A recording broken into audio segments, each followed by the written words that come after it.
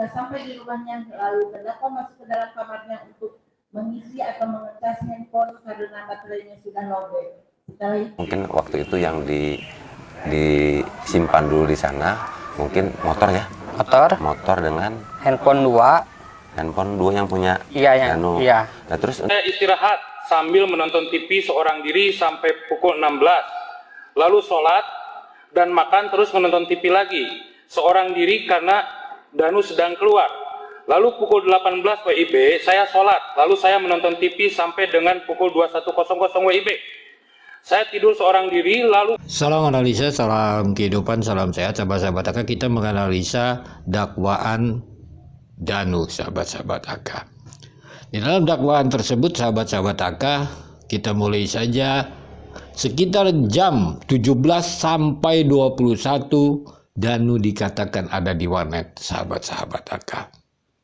Kalaulah kita melihat keterangan dakwaan Yosep, disampaikan keterangan oleh saksi Didin mengatakan Danu sekitar jam 5 atau jam 17 sampai jam 8 meminjam motor Didin.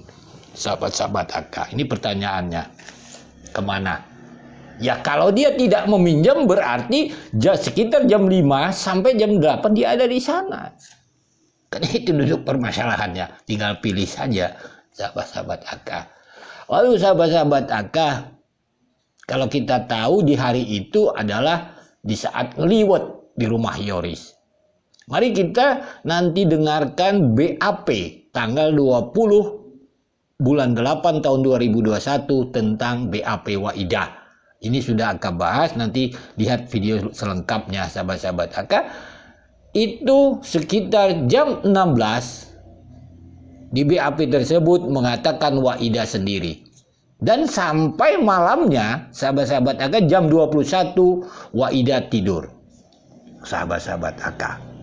Lalu kalau kita tarik tentang dakwaan Danu mengatakan, setelah jam 21 warnet tutup, kenapa Danu tidak pulang? Dia nongkrong atau duduk di depan toko Shopee. Lalu tiba-tiba ketemu Yosep. Nah, kita nggak usah bahas Yosepnya, kita bahas Danunya saja. Ini aneh, sahabat-sahabat AK. Ada kutipnya. Lalu sahabat-sahabat AK, Danu pulang ke rumahnya. Sahabat-sahabat AK, pulang ke rumahnya. Berarti kalau menurut BAP tersebut, Waidah tidak bertemu Danu. Dia katanya pulang mengambil motor, lalu mengecaskan HP-nya karena sudah lowbat. Ini hanya cerita Danu, tidak ada saksinya. Dan seperti itu. Kembali lagi sahabat-sahabat AK, hanya cerita Danu. Pertanyaannya, AK pernah membahas bahwa HP Danu ada 2 yang disita. Dipulangkan dengan motornya PGR di rumah Danu sendiri dengan HP Yoris. Ini luar biasa, barang bukti bisa dipulangkan di rumahnya. Sedangkan Danu mengatakan HP-nya 2. Apakah malam kejadian itu kedua-duanya HP-nya lowbat? Ini sahabat-sahabat AK luar biasa aja kasus ini. Sehingga dalam analisa AK semua hanya cerita Danu. Kenapa tidak ada data scientific investigation, data ilmiah tentang digital forensik HP? Bukankah kita mendengar Yosep sudah meminta agar HP-nya ditampilkan di pengadilan? Itu bahkan sudah dicatat oleh hakim. Masa iya kasus yang rumit seperti ini seperti zaman batu? Karena Danu mengatakan HP-nya lowbat, dicas, selesai dia tidak ada data-datanya. Besoknya tanggal 19 pakai HP. Ini kan luar biasa. Jadi sehingga sahabat-sahabat AK kasus ini masih tanda tanya semua. Masa iya pas tiba-tiba HP-nya lowbat lalu dicas? Tidak ada saksi yang melihat Danu mengecas HP, tidak ada saksi yang melihat Danu mengambil motor. Sebab kita akan sampaikan BAP Waidah. Waidah tidak ada mengatakan itu. Jadi semua hanya cerita Danu tentang HP, tentang motor, tentang bertemu Yosep. dan sebagainya. Inilah untuk sementara, sahabat-sahabat, dengarkan dulu potongan video ini. Pada waktu dan tempat sebagaimana diuraikan di atas, awalnya pada hari Selasa tanggal 17 Agustus 2021 dari sekira pukul 17 WIB sampai dengan sekira pukul 21 WIB, terdakwa berada di warnet yang terletak di pertokohan Pasar Jalan Cagak bersama-sama dengan saksi Rosidin alias Didin, penjaga warnet. Kemudian setelah warnet tutup, terdakwa tidak langsung pulang ke rumahnya. Namun terdakwa nongkrong terlebih dahulu di depan toko Shopee yang terletak di seberang jalan terminal Jalan Cagak.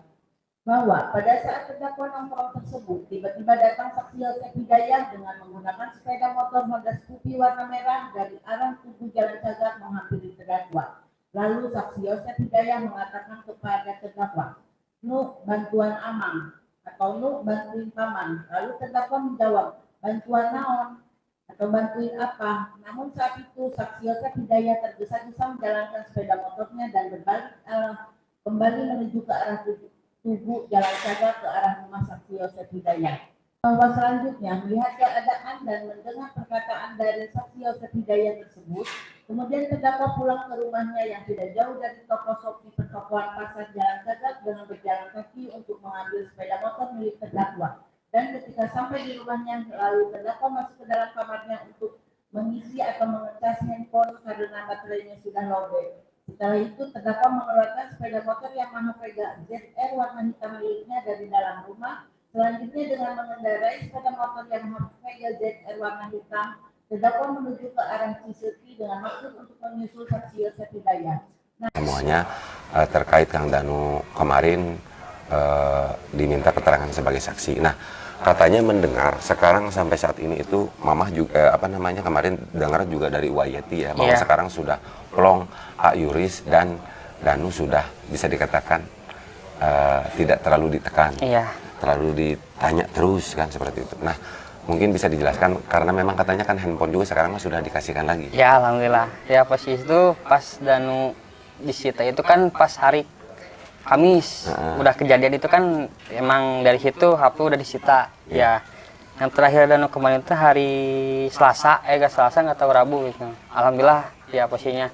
Kata dari tim Polres itu, "Bu, ini sana dan tim sana mau mengembalikan barang gitu posisinya. Berapa handphone dulu, nah terus kalau posisinya kalau motor bisa aja motor sekarang waktu itu pas malamnya. Tapi harus ada konfirmasi dulu dari tim Polresnya gitu waktu itu." Gitu sih. Jadi mungkin waktu itu yang disimpan dulu di sana mungkin motor ya. Motor dengan handphone 2 yang punya. Iya, Danu. Iya. Nah, terus untuk motornya motor apa itu? Motor yang Vega ZR yang hitam. Oh, Vega ZR. Bu, Ibu tadi udah disumpah ya. Ibu akan memberikan keterangan yang sebenar-benarnya ya. Nah, ini ada pertanyaan. Ibu pernah di BAP di Jalan Cagak. Saya ingatkan kembali, saya bacakan ya BAP-nya ya.